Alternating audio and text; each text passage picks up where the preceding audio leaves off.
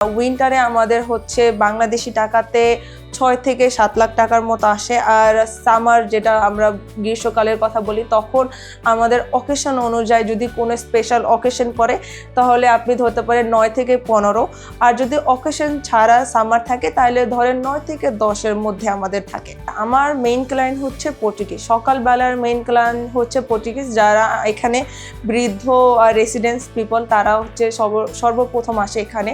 তারপরে এখানে আমাদের কিছু এয়ারবিএনবি, কিছু হোটেল আছে আমাদের আশেপাশে, তারা আসে বেসিক্যালি সামারে বেশি পেডিকিউর করার জন্য, তাদের হেয়ার ওয়াশ করার জন্য, তাদের বিভিন্ন যে নেসেসারি জিনিসগুলো তারা এখানে নেওয়ার জন্য আসে।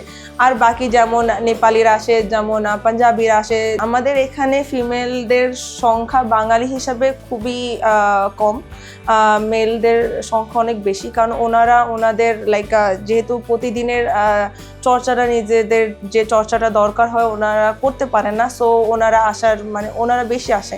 আর মহিলারা আসে ওনাদের চুলের ট্রিটমেন্টের জন্য, পেডিকিউর, ফেশিয়াল খুবই কম, 2-3 মাস পর পর। বাট ছেলেরা হচ্ছে বেশি রেগুলার আমাদের এখানে আসে, প্রত্যেক মাসে সার্ভিস নেয়, প্রত্যেক কন্টিনিউ করে। ওনাদের যদি আমরা বলি যে আপনার ফেসটাকে যদি ভালো রাখতে চান, আপনার মিনিমাম প্রতি মাসে একটা করে সার্ভিস নিতে হবে, এই প্রোডাক্টগুলো ইউজ করতে হবে, সো ওনারা এই ফলো আপের জন্য কন্টিনিউ করে।